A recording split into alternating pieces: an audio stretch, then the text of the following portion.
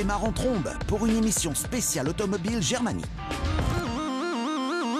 La Porsche 911 est un incontournable de l'automobile allemande. Aujourd'hui, Anthony Beltoise joue les as du volant avec la toute nouvelle Turbo S et ses 650 chevaux. Ça va le faire, ça va le faire, ça va le faire. Que vaut la plus puissante 911 de la gamme actuelle? Joli. Nicolas Edet vous propose un battle entre une BMW M3 de 1997 poussée à 570 chevaux et une M2 customisée dont la cavalerie développe pas moins de 500 chevaux. Attention les yeux et les oreilles. Franchement, dans la vie d'un essayeur, il y a des caisses qui filent la banane et celle-là, elle en fait partie, mais à 200%. C'est un truc de dingue. C'est un truc de dingue. La belle sonorité du moteur atmosphérique au menu de l'essai supercar d'Anthony Beltoise. L'Audi R8 V10 ferait presque figure de résistante à l'heure où les super sportives sont gonflées au turbo. C'est quoi ce délire? Et quand vibration rime avec performance, vous obtenez un futur collector. Nicolas Edet nous invite dans le monde des préparateurs japonais. Une des références de l'archipel, RWB, travaille exclusivement sur des Porsche. Alors, entre la nouvelle 911 et un custom RWB, laquelle choisissez-vous? Pour son essai extrême, Anthony Beltoise prend le volant de la BMW M8 Compétition. À la fois GT Grand Luxe et redoutable supercar, le meilleur des deux mondes. Il faut quand même pas mal d'humilité pour conduire cette M8. Attachez vos ceintures, ça va commencer.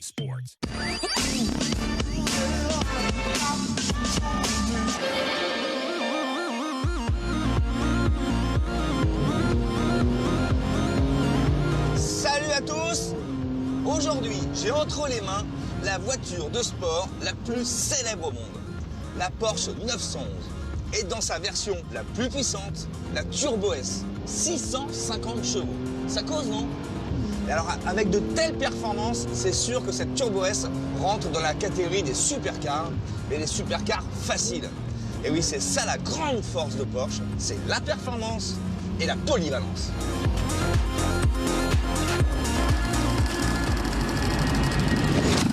Née en 1964 à Stuttgart, la 911 incarne le meilleur de la sportivité et de l'excellence automobile allemande. Plus de 1,2 million de modèles ont été produits et 70% roulent toujours. On en est à la 8e génération et les collectionneurs s'arrachent les exemplaires les plus rares. Le modèle turbo, lui, apparaît en 1974. Principale spécificité, son caractère brutal. Un gain de puissance soudain qui demande un peu d'anticipation derrière le volant et beaucoup d'habitude. Aujourd'hui, la Turbo S représente le summum de la gamme Porsche.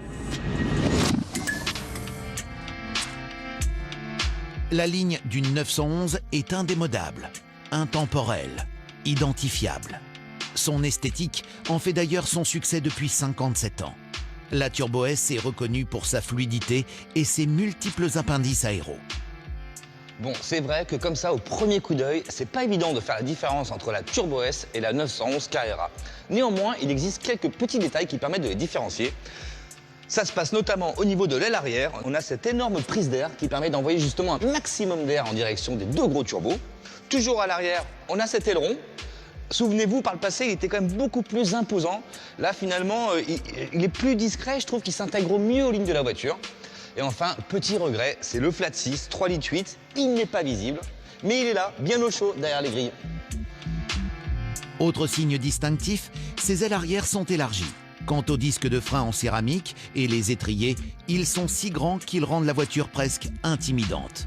Extérieurement, elle montre qu'elle est puissante et véloce.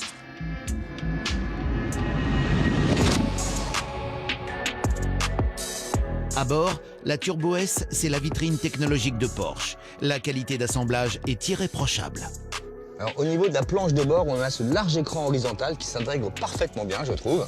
Et puis derrière le volant, on a tous ces combinés de compteurs qui sont tous numériques, sauf le compte-tour. Lui, il est en position centrale, c'est une tradition chez Porsche, c'est la marque de fabrique. Depuis la première 911, il est là, et puis lui, il n'est pas numérique, il est avec une vraie aiguille. Après, ce que j'aime bien, c'est le volant. Il est droit, avec les palettes fixes au volant. Seul petit regret, c'est ce levier de vitesse, finalement, ce sélecteur de vitesse, il est un peu petit, je trouve que ça fait un peu de joystick. Mais en tout cas, cette Porsche Turbo S confirme sa polyvalence avec la possibilité d'installer des passagers à l'arrière, des petits passagers pour des tout petits trajets.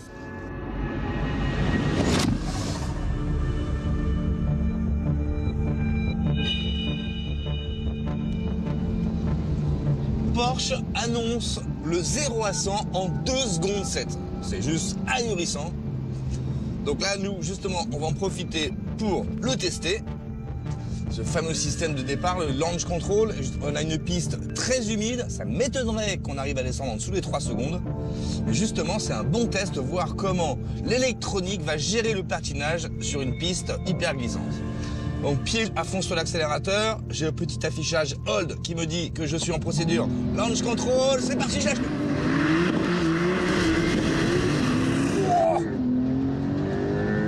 C'est incroyable, incroyable. J'ai eu un tout petit peu de patinage sur la première et la seconde. Dès que la 3e vitesse est passée, là, plus du tout de patinage. C'est un système de départ juste hallucinant sur une piste détrempée. Je crois que là, vraiment, on est dans l'efficacité du départ. Il n'y a pas de... Hop, hop, hop, hop, hop, hop, hop, hop, ça va le faire, ça va le faire, ça va le faire. Oui, joli. La boîte est ultra rapide, hein. On a une boîte 8 rapports, boîte robotisée. C'est pour ça qu'elle est si rapide. Pour une 4 roues motrices, réussir à s'inscrire en survirage dans les petites épingles, c'est juste incroyable. Je pense qu'il n'y a pas beaucoup de 4 roues motrices qui savent faire ça. On se croirait vraiment dans une auto typée propulsion.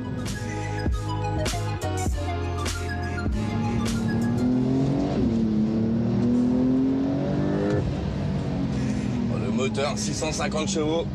À peine on accélère, on est vraiment collé dans le siège.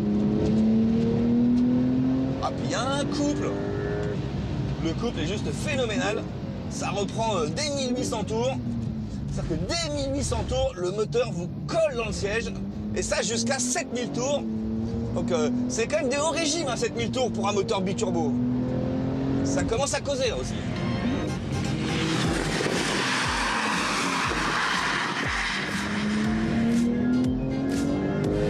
Allez, on va tester le freinage.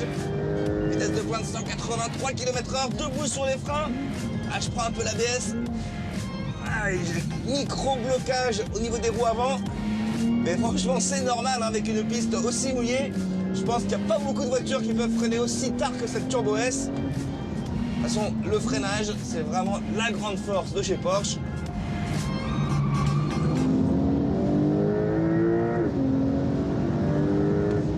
Bon, là, j'ai vraiment utiliser, je pense, tout le potentiel de la voiture en ayant tout déconnecté, mais j'aimerais bien voir justement la qualité de l'électronique, la façon dont Porsche va gérer les dérapages et les patinages. Donc je vais rebrancher le PSM, et puis une fois ici, voilà, PSM activé.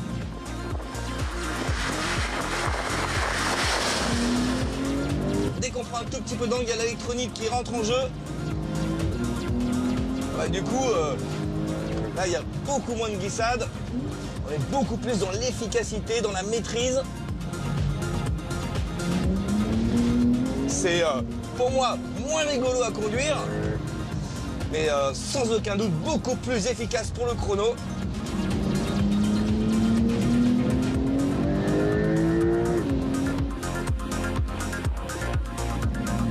Le train avant s'inscrit parfaitement bien. Pas du tout de sous-virage, hein, alors que généralement les 4 roues motrices, il y a un léger sous-virage à la sortie. Et là, pas du tout. On sent quand même les roues avant qui retractent, mais elle garde son caractère. Elle garde une prépondérance propulsion, vraiment un caractère de sportive, hein, de super sportive, de supercar. De toute façon, elle a beaucoup de superlatifs, cette voiture. Je ne sais pas ce qu'elle ne sait pas faire, en fait.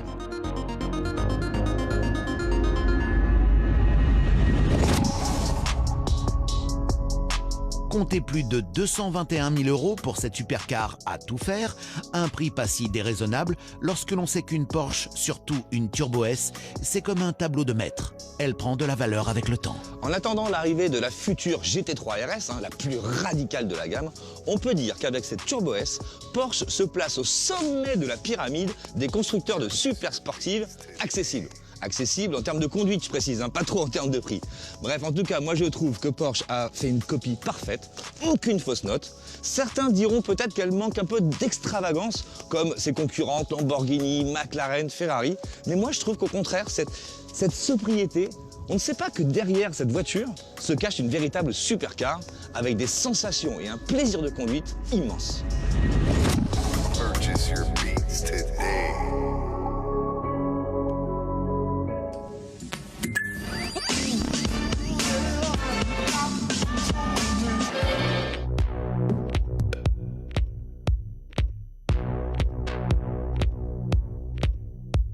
Et oui, aujourd'hui, pour ce V6 spécial BMW Motorsport, on a droit à deux gros monstres en préparation. D'un côté, on a une BMW E36 de 1997, je peux vous dire qu'elle cache bien son jeu. Et de l'autre, l'héritière, la M2. Elle date de 2019, elle est préparée pour la piste. En gros, c'est le choc des générations chez BMW. Dans quelques instants, vous saurez tout sur ces deux véritables monstres. Mais avant ça, on va retrouver leur propriétaire.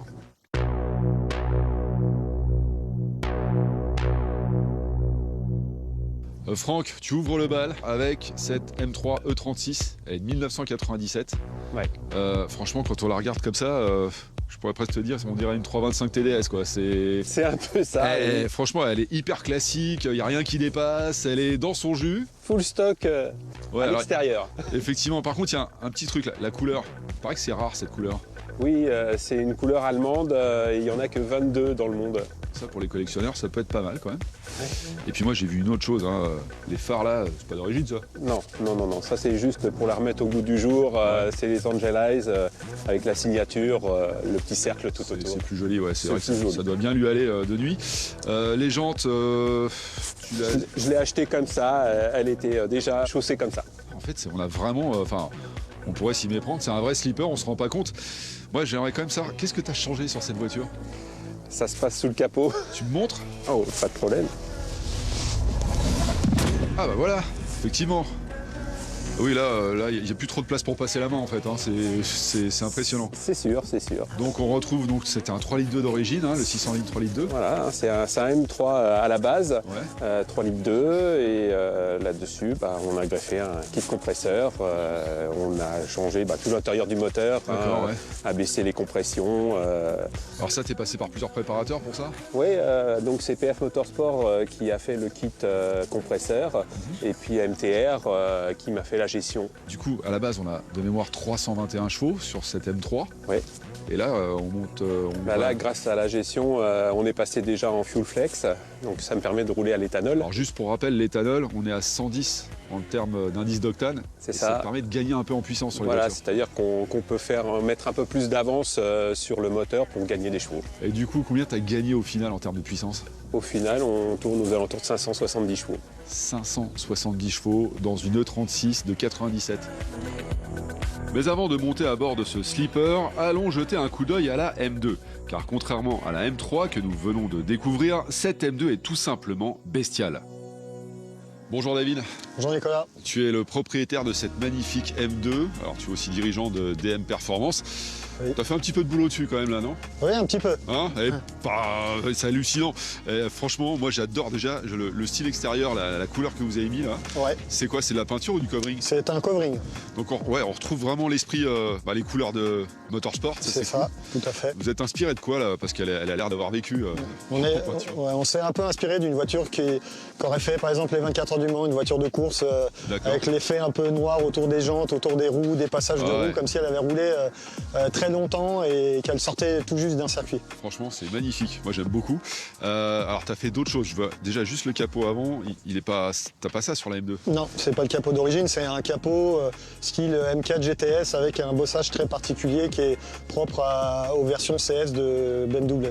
Tu as rajouté quelques petites choses. Je vois qu'il y a, il y a un peu de carbone sur la voiture. Un petit peu de carbone, ouais, tout à fait. Donc ça, ouais, donc la petite lame à l'avant déjà. Il y a une lame à l'avant, ouais, avec C'est une grosse lame en fait, hein, c'est pas une petite. Un double splitter qui permet de régler la hauteur. En fait, selon les circuits, on peut régler la largeur de la lame devant. Ah ça c'est bien ça. Mettre plus ou moins d'appui selon les circuits. J'ai l'impression, alors je sais pas si c'est le covering qui fait ça, mais les flancs ils sont d'origine ou pas? Les flancs sont d'origine. Ils ont l'air vachement creusés en fait. Enfin... Ouais, bah, c'est l'effet avec le covering et ces couleurs noires tout autour des ailes qui fait qu'on a l'impression que les galbes ont été travaillées. Mais c'est 100% d'origine au niveau de la carrosserie à cet endroit-là. Petite pièce carbone sur le côté aussi, je vois, c'est pas mal. Petit splitter carbone, ouais. Ouais. Il y a un diffuseur carbone sur la partie arrière, ouais, tout à fait, et un aileron qui est spécifique aussi. Un petit aileron sympathique. Qui est sympa. Ouais. C'est impressionnant. L'extérieur, c'est une chose, mais l'intérieur, t'as fait 2-3 trucs. Ah, on a fait quelques modifications dedans, ouais. Tout à fait, ouais, sans problème, avec plaisir. Ah bah ouais, de sauter de partout. Oula, puis il y a du carbone, ouais. Il y a un peu de carbone, ouais, il y a du carbone dedans. Wow. Ah, c'est impressionnant les portes là, on sent que c'est finition au scalpel. C'est ça, tout à fait. Impressionnant. Alors, t'as tout changé dans cet intérieur en fait. Autant la E36 elle est dans son jus, autant celle c'est complètement différent. T'as tout viré? Ouais, on a tout viré, ouais, tout à fait. Planche de bord d'origine. Oui. Et carbone partout, contre-porte, ici, enfin t'en as mis partout, même au sol quoi. C'est ça, ouais, on a allégé au maximum et on a enlevé tout ce qui était inutile pour une utilisation un peu circuit. Alors l'arceau il est impressionnant, il est préparé piste. Ouais, c'est un arceau qui est une homologation FIA si demain le client voulait faire un peu de circuit avec en compétition, mais c'est un arceau soudé complet à la caisse. Ouais. Combien de poids t'as réussi à gratter sur la voiture en faisant un intérieur comme ça, en allégeant au maximum? Alors, y compris avec l'arceau qui pèse lui déjà 50 kg quand même, on a réussi à gagner à peu près 200 kg. C'est énorme, 200 kg. Ouais, 200 kg, ouais. D'accord. Alors je vois que dans les détails, hein, t'as enlevé le conduit d'instrument, t'as mis un dashboard à la place. C'est un dashboard issu de la compétition qui permet d'avoir toutes les informations en temps réel au niveau des vitesses, des rapports engagés. Vraie caisse de course. Ouais, tout à fait, comme une voiture de circuit. Ouais. Le volant, t'as changé aussi. Le volant aussi a été changé, c'est un volant spécifique avec des palettes en carbone et puis les informations pour passer sur les modes sport directement. À l'avant, donc on retrouve le 3 litres, le 600 litres 3 litres biturbo de la M2. Oui. D'origine, il fait combien? 410 chevaux. Ouais. Et t'as fait 2-3 trucs dessus? Là, 2-3 petites modifications moteur, une ligne d'échappement et on est aux alentours des 500 chevaux. T'as gagné 200 kg sur le poids et t'as rajouté une petite centaine de chevaux pour animer la bête. Avant d'aller s'élancer avec cette vraie pistarde, revenons plus de 20 ans en arrière pour découvrir l'intérieur de la M3 E36 de Franck. Bon, franchement, elle est totalement dans son jus au niveau de l'habitacle. Pareil que l'extérieur. Ouais, c'est impressionnant. Enfin, moi, alors, s'il y a deux petites choses, là, les manomètres ici, là, c'est... Ah oui, bah alors ça, c'est pour la préparation. Donc, il y a le manomètre de pression et l'AFR. D'accord, très bien. Bon, on va aller faire une petite balade. C'est parti. Sur la piste. Écoutez ce bruit.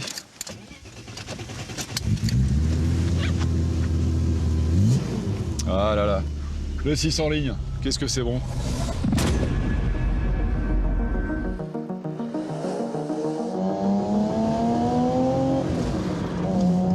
Oh là là, qu'est-ce que c'est beau.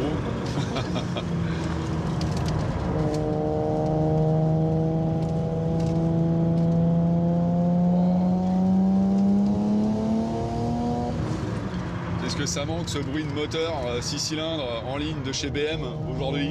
Ça fait plus le même son. Non. Oh, ça ronronne.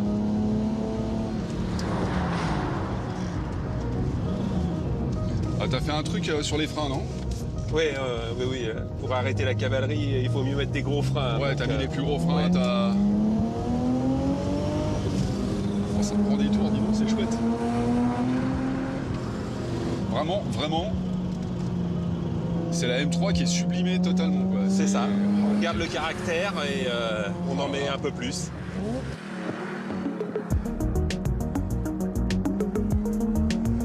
En termes de régime, tu la mets jusqu'à combien en fait? Tu l'emmènes à 6, 7 7005. 7005? Ah ouais. Avec le compresseur, bah, plus tu montes, plus ça pousse. Ouais, c'est ça. Là, je vais voir ce que ça donne là sur la ligne droite.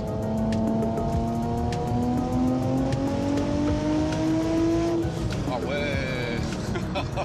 C'est trop beau quoi. Ah, c'est génial. Ah, c'est génial, le son que ça prend et les tours que ça prend, c'est trop beau.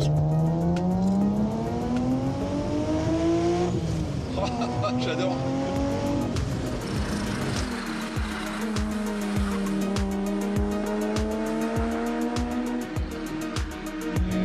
En fait, on a une E36. Elle est stock au niveau ligne extérieure. Et on a des chevaux 570. 570, ouais. C'est dingue. Et ça prend des tours avec le compresseur, c'est un vrai kiff. Bon écoute Franck, tu me la vends ta voiture ou on fait comment? Non parce que là, moi je kiffe, hein. Je kiffe grave. Ça va être difficile, ça fait quand même 21 ans que je l'ai. C'est pas pour la céder comme ça. Hein. Ouais, je sais, ouais, va falloir qu'on discute un peu. Ouais, en tout cas, c'est vraiment un pur plaisir cette voiture. C'est vraiment génial. Alors, je vais devoir t'abandonner et bon, te la laisser du coup. Hein. Je vais passer à la plus récente, la M2.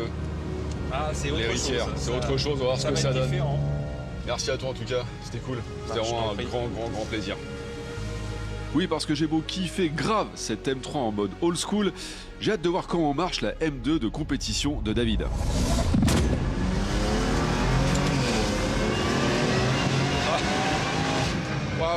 Ah ouais, là d'accord, ouais.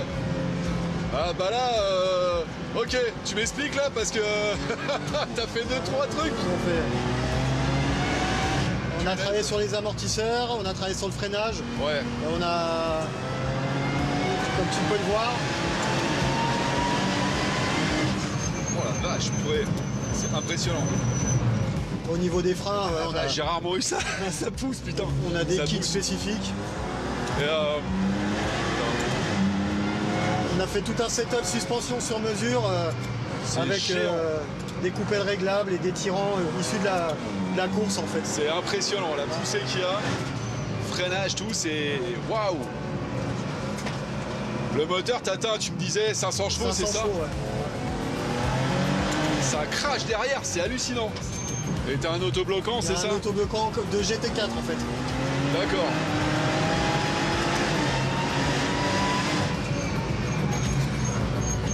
Ouais, ça envoie sur. Ouais. Là, c'est marrant parce qu'on a des sensations, j'ai rarement eu ça sur cette piste. En passager, bon, ça décuple le truc, mais franchement là, waouh! C'est une vraie caisse de course, quoi, ça sent. Ouais, c'est ultra posé au sol. C'est ça. Comme une caisse de course. Ouais, vraiment. En partant d'une caisse de série. Voilà. C'est ça. Ah, c'est fort.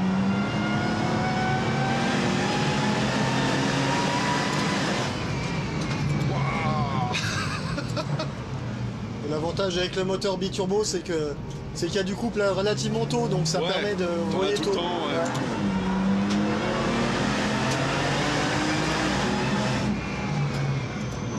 Je peux dire qu'en passager là.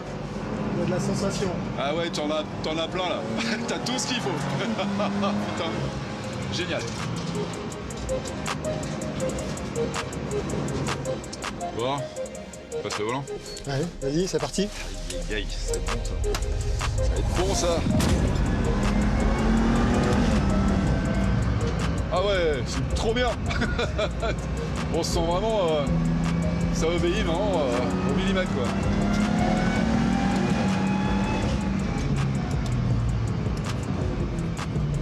Ah, et la boîte elle va bien. Hein. Eh mais c'est caisse de course ton truc là. C'est ça.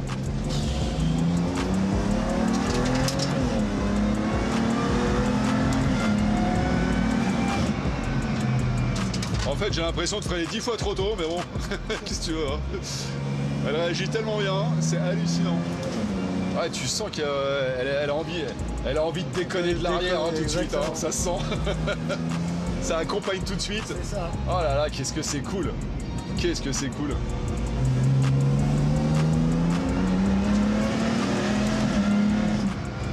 Et ce qui est bien, c'est que t'es pas forcément obligé d'envoyer très très haut dans les tours, parce qu'il y a du couple en bas. Du couple en bas, il y en a exactement. partout, Ouais, c'est dingue. ça.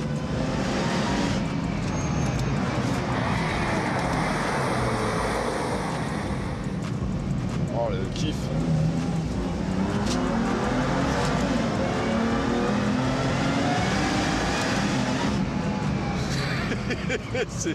c'est juste ouf.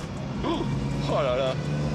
Franchement, dans la vie d'un essayeur, il y a des caisses qui te filent la banane et celle-là, elle en fait partie, mais à 200%. C'est un truc de dingue. C'est un truc de dingue. À l'arrivée, si vous me demandez de faire un choix entre ces deux préparations sur base motorsport, c'est très compliqué. Mais finalement, je vais rester raisonnable. Une Youngtimer, ça reste accessible à presque tous et ça peut se modifier très facilement. Et même si cette E36 est un peu datée esthétiquement, elle incarne tout ce qu'un vrai passionné attend d'une M3. Donc, mon choix, c'est elle.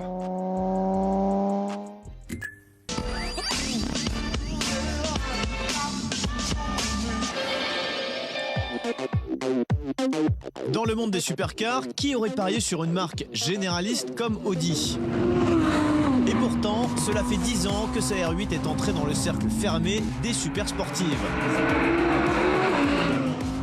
Regardez ça, hop, je braque, boum, tout de suite elle s'inscrit.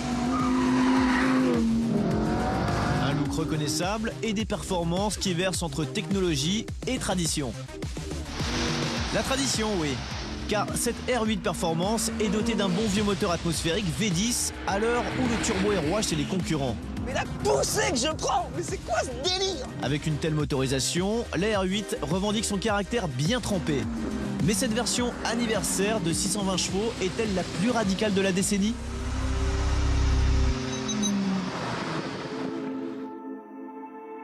Mais avant de faire chanter la cavalerie, jetons un coup d'œil sur cette version Decennium. Couleur gris Daytona, phare laser, énorme diffuseur arrière et de nombreux inserts en carbone comme sur les rétroviseurs ou la lame avant. Audi a su lui trouver une réelle identité. Il faut bien admettre que cette Audi R8 est assez unique. Elle est facilement identifiable, reconnaissable, avec cette calandre avant très massive. Un pavillon placé très bas, et puis ses ouïes latérales qui permettent de faire circuler l'air et refroidir le moteur. Mais cette version anniversaire se distingue par quelques petits détails. Regardez, déjà à l'avant, on a ces 3 ouvertures qui rappellent l'Audi de 1980, l'Audi Quattro, celle par qui tout a commencé. On a également des jantes dorées. D'ailleurs, vous remarquerez, je suis assez raccord, j'ai fait un effort. Le moteur également, la culasse, elle est également dorée. Et puis pour finir, on a l'aileron qui est fixe. Normalement, il est amovible sur les autres versions. Le moteur, c'est LA signature de la R8. Placé en position centrale arrière, il semble exposé sous sa vitre, telle une œuvre d'art. Ce V10 atmosphérique de 5 litres de cylindrée, qui est partagé avec la Lamborghini Huracan, c'est un peu le dernier des Mohicans dans un univers de supercars gonflé au turbo. Car cette technologie est hélas en voie de disparition. Trop gourmande en carburant et trop polluante. Saluons donc l'audace de la marque allemande qui soigne autant la motorisation que l'accueil à bord. On est bien assis. J'aime bien cet univers, même très luxueux avec ce cuir là partout sur la planche de bord. Le volant en Alcantara, ça c'est très important pour le grip. Quand on est sur circuit, il faut bien tenir le volant. On a également le levier de vitesse de la boîte auto qui est en Alcantara. Et puis moi j'aime bien au volant, il y a pas mal de fonctions, surtout celle qui permet de régler son mode de conduite. Et puis là le bouton rouge, là, celui qu'on peut pas rater, c'est pour mettre à feu la machine. J'aime bien aussi les boutons de ventilation, un peu esprit aéronautique.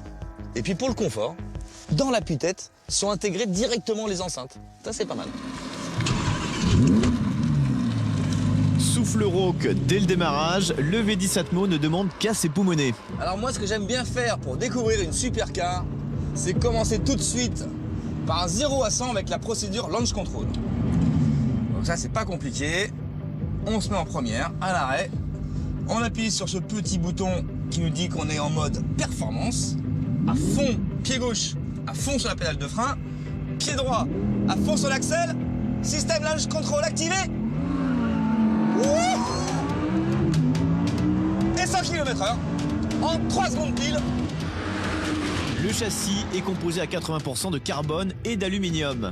La R8 est assez légère, donc agile, surtout lorsque les aides électroniques sont déconnectées.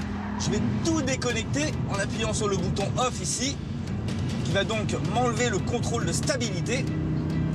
Et là voilà, non, plus aucune assistance, ça va être du pilotage à l'état pur. Là, ça glisse un peu là, dans la grande courbe. Par contre, le fait d'avoir 4 roues motrices, même s'il y a une prépondérance un peu propulsion, c'est très difficile de la faire décrocher cette Audi. c'est pas la voiture la plus joueuse du train arrière, mais c'est certainement l'une des plus efficaces. Oh, ça sort au ras du rail. Oh là là là, la voiture se place bien sur les freins. C'est ça qui est très bon.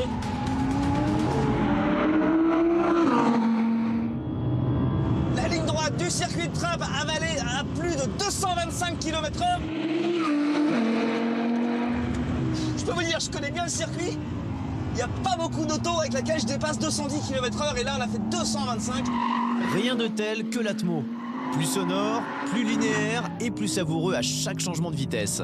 Un régal pour les oreilles, mais pas seulement. Ce moteur, mais la poussée que je prends, mais c'est quoi ce délire? Collé dans le siège quoi. 620 chevaux qui vous écrasent dans le siège, une poussée qui s'arrête pas jusqu'à 8500 tours. Ouh, il fait la perle. Pas de doute, cette R8 édition Decennium est la plus aboutie des sportives aux anneaux. 10 ans, l'âge de maturité chez Audi. C'est une arme redoutable, un niveau de performance... Franchement, je suis épaté. Son prix aussi est épatant, 229 300 €. Cette supercar aussi polyvalente et performante justifie-t-elle ce tarif astronomique? Bien sûr que c'est une collector, il n'y en a que 222. Collector aussi parce qu'elle fait partie des dernières supercars à ne pas utiliser de turbo. Ce V10, il est fabuleux. Je crois que je peux la garder.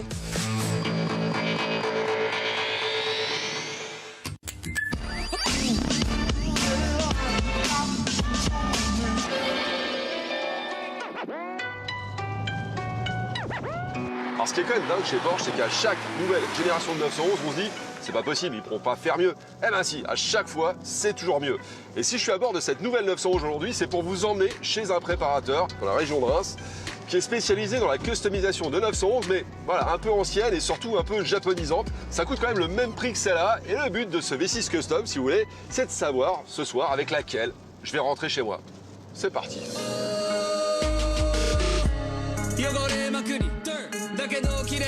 Bonjour.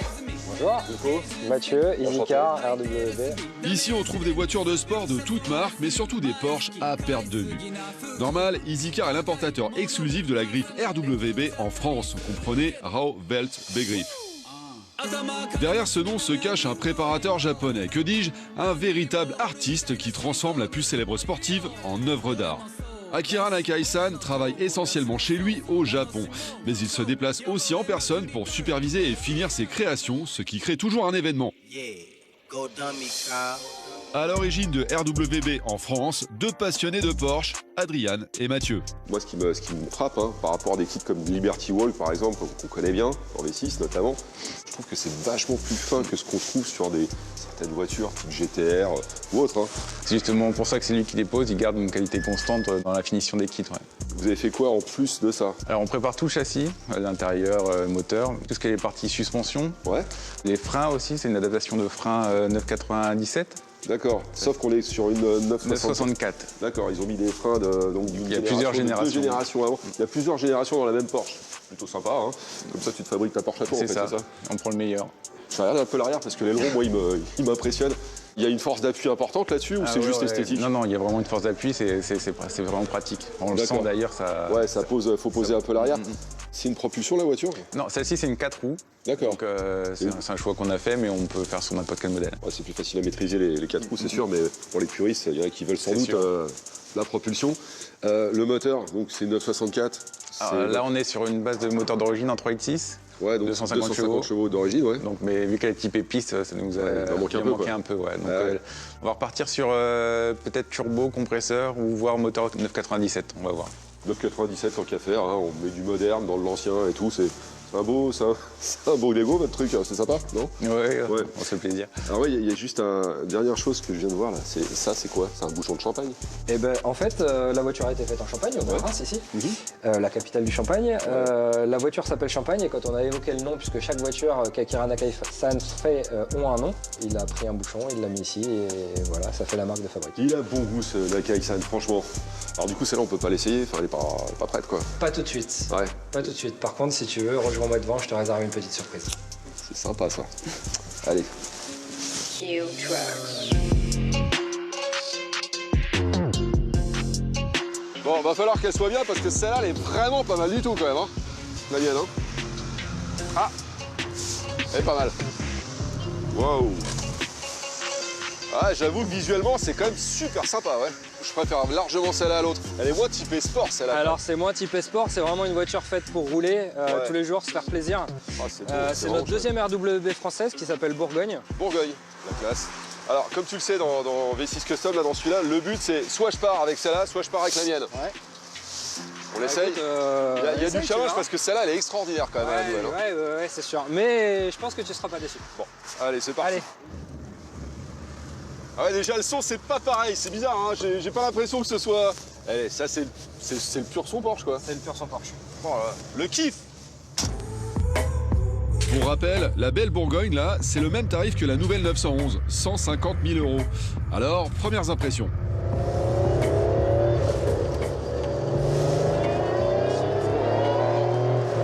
Ah ouais, non mais là, tu vois, c'est du sérieux. C'est dingue. Le son que vous entendez là, c'est un peu comme si on faisait tourner un moteur de Porsche avec une scie circulaire en même temps, le tout dans une boîte de conserve. Alors dit comme ça, c'est un peu moche, mais en vrai, c'est juste magnifique. Ouais, mais c'est quoi ce bruit là que vous avez mis? Enfin, qu'est-ce que vous avez fait au moteur pour arriver à un truc de malade comme ça? Eh ben écoute, on avait envie d'avoir une voiture qui marche. Donc nous, notre parti pris, c'était soit des turbos pour que ça marche fort, mais avec une utilisation quand même plus accélérée. Ça fait pas un bruit de turbo là, hein? Non, ça fait pas un bruit de turbo. Et là, en fait, on a greffé, nous, un gros compresseur dessus. Donc c'est un compresseur rouge, c'est ce qui équipe notamment les Mustang, Shelby, etc., etc. Bonne idée. Donc voilà, ça marche fort, on a un gain à peu près de 55% par rapport à l'origine. Et ça marche surtout tout le temps avec une courbe super linéaire. Et dès 1200 tours, en fait, ça part fort. Une grosse machine à sensation qui vous en met vraiment plein les oreilles. Oh là là, mais c'est génialissime. Alors j'ai vu, il y a des gros freins aussi. Il y a des gros freins, effectivement. On a équipé la voiture avec des freins, un freinage de 997 4S, qui est de génération 2004, 2005, 2008. Voilà, donc en gros, on prend le meilleur de ce qui existe. Exactement. Dans les différentes générations et on le met dans une voiture. Exactement, oui. On modernise vraiment la voiture. Toi, t'es blasé, t'as l'habitude, mais pas moi. Non, en fait, à chaque fois que je pose mes fesses dedans, c'est juste extraordinaire. Ouais, je pense qu'on a du mal à s'y faire, quoi qu'il arrive. Oh là là, c'est juste dingue. Ça claque, ça fait plein de bruit. C'est des flammes, hein. C'est des flammes qui sortent de l'échappement, là. Ouais, c'est bien. Ouais, c'est bien. Ouais, c'est cool. C'est-à-dire qu'elle est chaude, c'est-à-dire qu'elle est bien. Exactement. Oh là là là là. Alors ça nous voit un peu de l'avant quand même, hein. C'est une vraie Porsche, quoi. C'est ça qui est bien. C'est ça. Même si c'est une 4 roues, il y a quand même cet esprit qui reste. Ça, c'est bien, ça. Je regarde même pas la vitesse parce que je vais pas regarder. Mais en fait, je suis même pas sûr qu'on aille vraiment très vite. Hein. C'est juste qu'elle offre des sensations extraordinaires. Ouais. C'est vraiment l'essence de la Porsche. C'est ça, ça marche. Telle qu'on l'aime, quoi. Telle que, enfin, la voiture de puriste. Exactement, à la différence près que la 911 traditionnelle ou la turbo, vous allez avoir la sensation du coup de pied aux fesses, comme on dit, qu'on n'aura pas forcément sur celle-ci parce que ça part très bas dans les tours. Ouais, c'est assez linéaire en fait. Voilà, un peu comme sur la 992 que tu nous as ramené. Ouais, tout à fait. Bon, bah, c'est bien beau tout ça, mais il va falloir que je prenne une décision maintenant. Voilà. Ouais, je ne voudrais pas être à ta place. Ouais, je sais. Oui, parce que je vous rappelle qu'entre cette Custom RWB et la dernière née de Stuttgart, il n'y a presque aucune différence de prix. Problème de riche que j'ai décidé de trancher sur un haut lieu de l'histoire automobile française. Mathieu, tu m'as emmené dans un endroit mythique. Ouais, effectivement, on est sur l'ancien circuit de Gueux, circuit de Formule 1 dans les années 50. Ouais. L'époque de Juan Manuel Fangio, les grands, quoi. Voilà, ouais, ils ont gardé quand même les tribunes, bah, c'est une nationale, enfin une départementale, je crois. Ouais, exactement, ouais. Et ils ont gardé les tribunes, qui a une association qui s'appelle les Amis du circuit de Gueux, qui restaure et entretient très régulièrement. D'accord. Bah, en tout cas, c'est un très très bel endroit et ça mérite vraiment le détour. Alors, à propos de détour, la question est de savoir si je prends la 992, la nouvelle génération 911 ou la tienne. Alors très franchement, je dirais que la raison me ferait prendre la 992 parce qu'elle est hyper polyvalente. Sauf que je suis pas raisonnable du tout, hein. Donc je vais te la filer. Okay. Je prends la tienne, du coup. Okay. C'est sympa, hein. Franchement c'est adorable. Et ben moi je vais m'amuser, hein. Je te remercie. Ciao, à bientôt. Allez.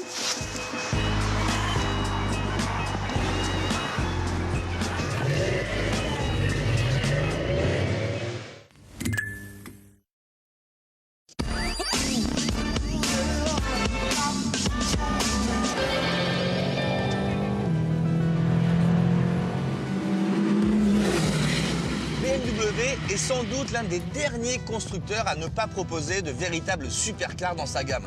Supercar au sens strict du terme. Mais ça, c'était avant que la M8 compétition coupée ne soit produite. Elle dispose en effet de 625 chevaux et surtout d'un couple phénoménal de 750 Nm disponible dès 1800 tours. Ça promet de bonnes sensations.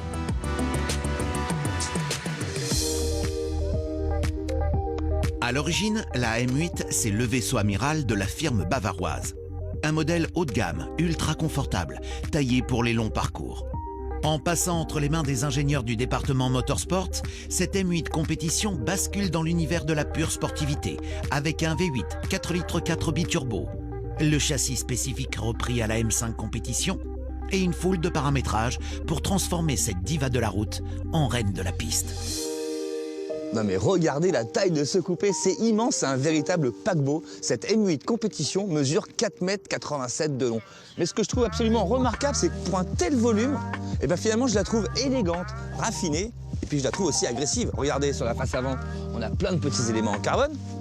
Carbone qu'on retrouve aussi sur les ouïes latérales, les rétroviseurs, et surtout le toit. Et ça permet à cette auto de rester sous la barre des 2 tonnes. C'est assez remarquable. Dans l'habitacle, le dessin de la planche de bord emprunte aux petites sœurs de la cour du tunnel central, par exemple. De petits logos M sont disséminés un peu partout, associés aux bandes bleues et rouges de la division Motorsport. Le plus important se passe au niveau de l'ordinateur de bord. C'est le véritable cerveau de la voiture. Regardez ici, je sélectionne le mode car, le menu M. Et là, on a 2 configurations possibles. Soit menu M1, où là, j'ai mis tout par défaut, une conduite plutôt tranquille de tous les jours, donc 100% confort, 100% éco. Et en revanche, sur le bouton M2, je vais pouvoir configurer la voiture beaucoup plus agressive, beaucoup plus sportive. On va commencer par le moteur. Je vais changer la cartographie, mettre en Sport Plus. La boîte de vitesse S3 plus réactive, châssis Sport Plus comme la direction plus ferme. Et les freins, ça c'est absolument incroyable, on peut paramétrer la dureté de la pédale de frein que je vais valider ici en sélectionnant le mode sport. Je valide tout ça au volant avec le petit bouton rouge ici M2. Et c'est ce mode-là que je vais choisir pour essayer cette voiture.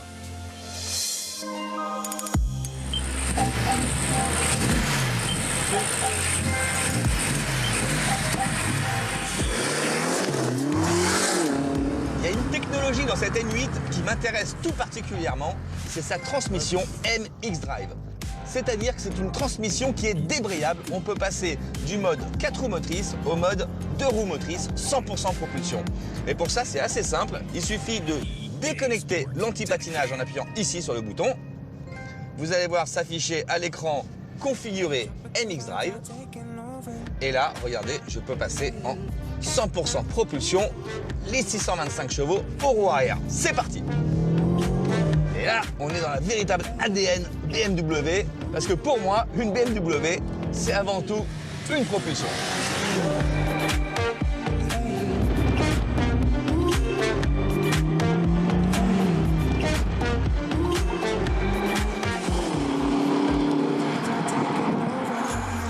Alors il faut quand même être assez méfiant dans la conduite, hein, parce qu'on a une voiture de quasiment 2 tonnes, qui est assez longue, assez volumineuse, donc du coup, il y a de l'inertie.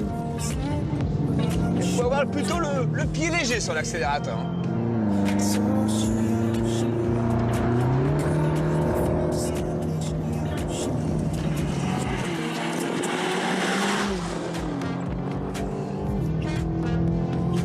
Ah, je crois que j'ai jamais avalé aussi vite les lignes droites sur le circuit de Trappes. C'est absolument incroyable.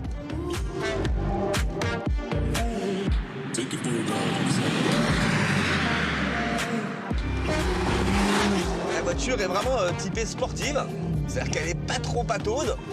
On a un petit peu d'inertie quand même, parce qu'on a du poids. Le train avant reste précis, on a un excellent freinage, surtout en ayant configuré la pédale de frein le plus ferme possible, ça donne une bonne attaque de frein.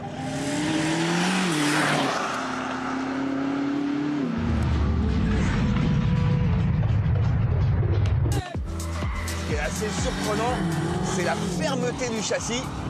Pour une auto de ce gabarit-là, qui est quand même une auto volumineuse et qui est avant tout une excellente routière. Mais dès qu'on la paramètre en mode Sport Plus, elle se transforme véritablement, elle a un côté bestial, sauvage. Mais pas du tout la sensation de confort qu'on peut retrouver sur la route.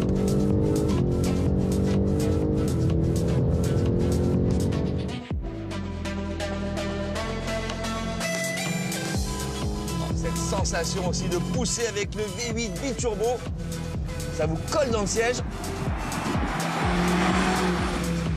Ah, c'est pas une auto qui est facile à dompter.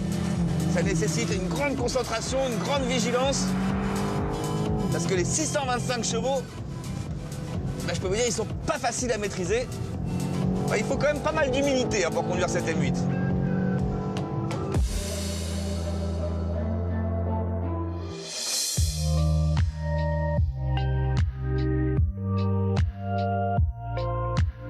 J'ai bien aimé cette M8 compétition parce que finalement, c'est comme si on avait deux autos en une. C'est-à-dire qu'elle réunit les qualités routières et de confort d'une classe S, par exemple, et la sportivité d'une M5. Et puis, si vous souhaitez utiliser le mode 100% propulsion, je vous recommande de le faire uniquement sur circuit parce que entre la puissance phénoménale et le poids, il y a un petit peu d'inertie quand même, donc il vaut mieux prévoir du dégagement. Ce qui est sûr, c'est qu'elle a du caractère, on est vraiment dans l'ADN BMW. Et cette expertise technologique de BMW Motorsport a un prix, à partir de 173 500 €, hors option. Car pour disposer des pleines capacités de la M8 compétition, le pack Expérience est indispensable. Il permet d'atteindre la vitesse ahurissante de 305 km/h et abat le 0 à 100 km/h en à peine 3 secondes 2. Des performances de supercar sur une GT Grand Luxe.